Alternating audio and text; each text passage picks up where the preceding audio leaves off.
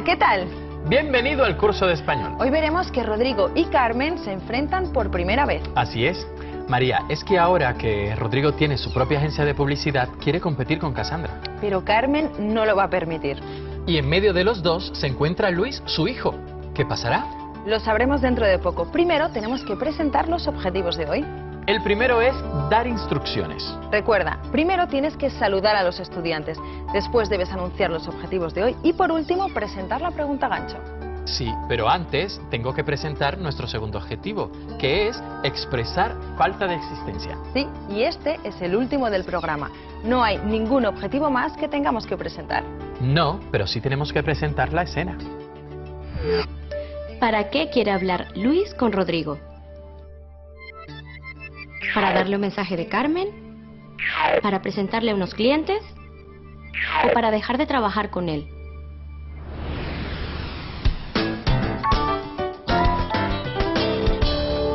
Tenemos que conseguir a ese cliente japonés.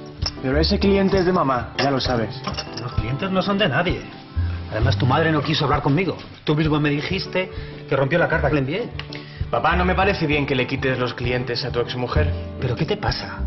En los negocios todo el mundo trata de obtener más clientes que el contrario. Sí, pero aquí el contrario es mi madre. Pero no te preocupes por eso. Tú trabajas para mí. Aquí el único responsable soy yo. Tu madre no puede decirte nada. ¿Seguro? Seguro. Mira, esto es lo que vas a hacer. Primero tienes que recoger al cliente en el aeropuerto. Luego debes ocuparte de llevarlo al hotel. Por último, tráelo aquí. A ver si lo entiendo. Tu papá quiere quitarle el cliente japonés a tu mamá. ¿Es así? Así es. Ahora se supone que debo estar en el aeropuerto para recogerlo. Pero eso no está bien, ¿no? Claro que no, por eso he venido a contártelo. ¿Me puedes decir qué debo hacer? No quiero participar en esta pelea entre mis padres. Te entiendo. Un hijo no debe apoyar a uno de sus papás en contra del otro. Entonces, ¿qué hago? Bueno, yo creo que debes dejar tu trabajo. Tienes razón. ¿Sí, Carmen? Elena, voy a comer con el señor Naruto. Tienes que reservar una mesa para 2. Después debes preparar las fotos de la campaña. Y por último, tráeme todos los documentos, por favor. Muy bien, Carmen. Ahora mismo. Se lo cuentas tú a mi madre. ¿Y por qué no se lo cuentas tú? Tengo que hablar con mi padre. Debo decirle que no voy a seguir trabajando para él. Gracias, Elena. Así que mi marido quiere quitarme un cliente. Eso dijo Luis. ¿Y sabes cómo piensa hacerlo? Lo va a buscar al aeropuerto y después va a llevarlo a su casa. A lo mejor no es necesario. ¿Cómo dices? Digo que a lo mejor el cliente se presenta en su casa. No lo entiendo. Elena, si dejo que Rodrigo me quite ese cliente, me retiro del negocio. Buenas tardes. ¿Podría hablar con el señor Murakami? De Carmen Córdoba. Ya le dijimos que Carmen y Rodrigo se iban a enfrentar. Aunque en realidad es Rodrigo quien se enfrenta a Carmen. Por eso Luis debe tomar una decisión. ¿Pero cuál? Seguro que usted ya lo sabe. Si no es así, escuche la respuesta a nuestra pregunta. ¿Para qué quiere hablar Luis con Rodrigo? ¿Para darle un mensaje de Carmen? ¿Para presentarle a unos clientes? ¿O para dejar de trabajar con él?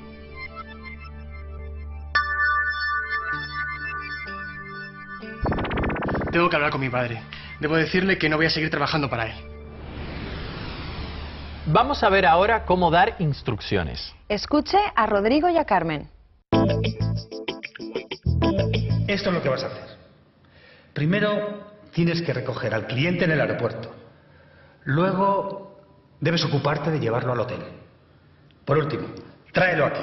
Elena, voy a comer con el señor Naruto. Tienes que reservar una mesa para 2. Después debes preparar las fotos de la campaña.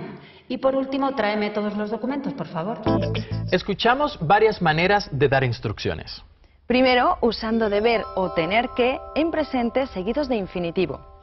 Un ejemplo nos lo da Rodrigo cuando le da instrucciones a Luis y le dice: primero, tienes que recoger al cliente en el aeropuerto. Luego, debes ocuparte de llevarlo al hotel. Carmen también da instrucciones cuando dice: tienes que reservar una mesa para 2. Después debes preparar las fotos de la campaña. Otra forma de dar instrucciones es usar el imperativo. Así hace Rodrigo cuando dice, por último, tráelo aquí. Y también Carmen cuando le dice a Elena, por último, tráeme todos los documentos, por favor. Primero tienes que hacer copia de estos informes. Luego debes distribuir una copia a cada jefe de departamento. Por último, tienes que guardarlos en el archivo.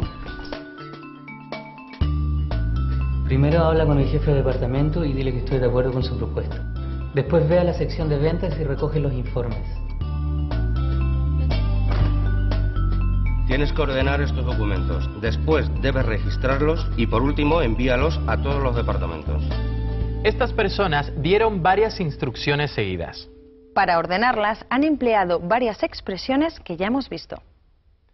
Primero, Luego, después, por último.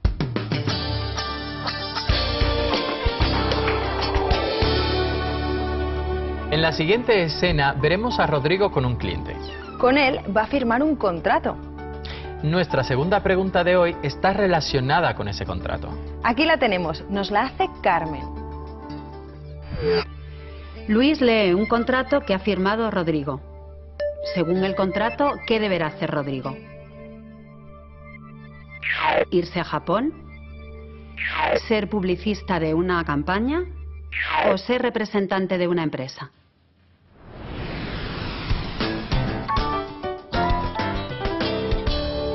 Lo he pensado muy bien, papá. Quiero volver al mundo de la música. Y aquí no hago nada que me sirva para ese proyecto. ¿Cómo?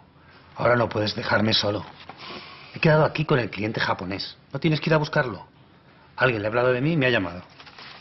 ¿Te refieres al señor Naruto, el cliente de mamá? Sí, cliente de tu madre. Ya. Oye, ¿por qué no buscas a alguien para trabajar contigo? Ya he estado buscando y no hay ningún candidato que esté preparado para este puesto. Pues sigue buscando, seguro que lo encuentras. No, Luis. Yo sé lo que necesita este negocio y no conozco a nadie que pueda sustituirte. Mira, voy a dar un paseo a ver si encuentro una solución. Vuelvo dentro de un rato.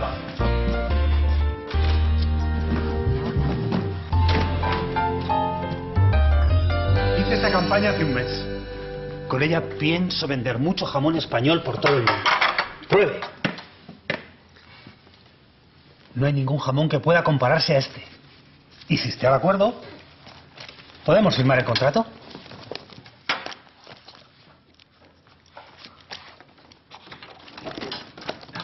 Luis. Hola. Papá, este no es el... Señor Naruto, le presento a mi hijo Luis. Luis, el señor Naruto. ¿Cómo? Papá, este no es el señor Naruto. Pues acabo de firmar un contrato con él. ¿Contrato? Sí, para vender jamón español en Japón. Espera un momento, ¿vale? ¿Me permite?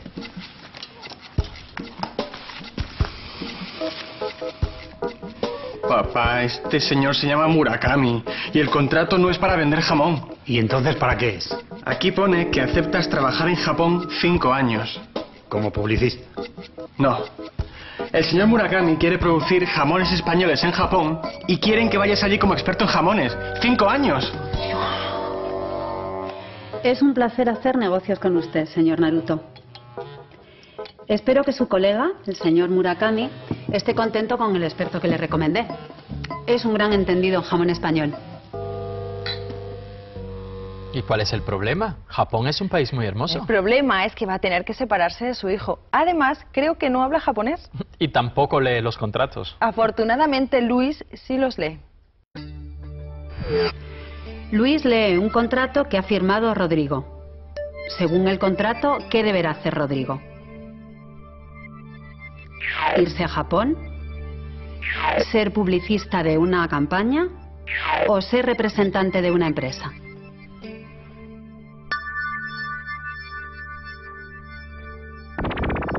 Aquí pone que aceptas trabajar en Japón 5 años. Vamos a aprender ahora cómo expresar falta de existencia. Veamos cómo lo hacen Rodrigo y Luis. No, Luis. Yo sé lo que necesita este negocio y no conozco a nadie que pueda sustituirte. Ya he estado buscando Y no hay ningún candidato que esté preparado para este puesto. Lo he pensado muy bien, papá. Quiero volver al mundo de la música. Y aquí no hago nada que me sirva para ese proyecto. ¡Prueba! No hay ningún jamón que pueda compararse a este.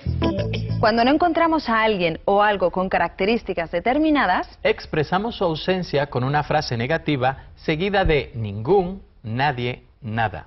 Para referirse a personas, Rodrigo y Luis emplearon las palabras ningún, seguida de sustantivo, y nadie. Y para referirse a cosas, los dos emplearon ningún, seguido de sustantivo y nada. En estas estructuras usamos siempre el subjuntivo. Por ejemplo, cuando Rodrigo dice, no hay ningún candidato que esté preparado para este puesto. No conozco a nadie que pueda sustituirte. Rodrigo también dice, no hay ningún jamón que pueda compararse a este. Aquí no hago nada que me sirva para ese proyecto. Ahora es usted quien tiene que expresar falta de existencia. Para ello, deberá emplear ningún o ninguna delante de un sustantivo y nada o nadie. Si está preparado, podemos comenzar.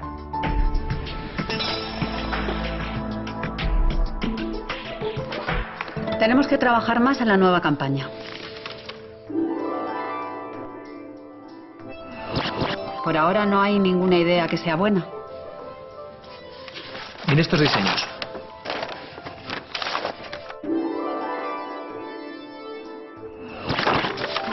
No veo ningún dibujo que me guste. No hay nada que le guste a Carmen. Aquí no hay nadie que me entienda.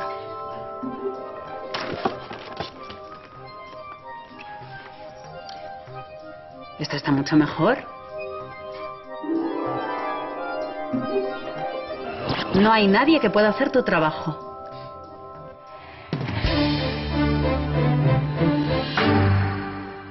Y después de nuestra actividad, María, ¿qué te parece si nos relajamos con un documental? Me parece perfecto. Con el documental de hoy viajamos a ambos lados del Atlántico. Sí, hablaremos de dos de los puertos más importantes para las relaciones comerciales entre España e Hispanoamérica. Estos son el puerto de Cádiz en España y el puerto de La Habana en Cuba. Desde el siglo XVII, los puertos de La Habana y Cádiz adquirieron una gran importancia gracias al comercio transatlántico. Hasta entonces, Sevilla había sido el principal puerto español gracias a la Casa de Contratación, que controlaba el comercio con América. Pero en 1680, una nueva ley ordena que todos los buques con destino a América paren en Cádiz. En América, el puerto de La Habana fue el principal punto de encuentro de la flota que iba y volvía de España, lo que conllevó el auge económico y cultural de la ciudad. Para proteger su importante puerto de los ataques de corsarios y piratas, se construyeron fortificaciones y murallas muy similares a las de la ciudad de Cádiz.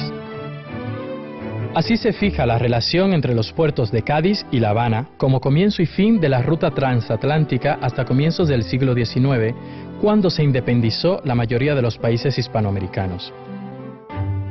Esta larga relación, la situación de ambas ciudades en una bahía y sus fortificaciones, hacen que Cádiz y La Habana guarden semejanzas que se mantienen hasta nuestros días. Y esto es todo por hoy. En el próximo programa podremos ver nuevos objetivos y nuevas escenas de Cassandra Publicidad.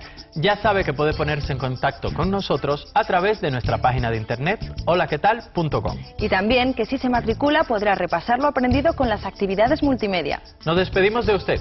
Hasta pronto. Adiós.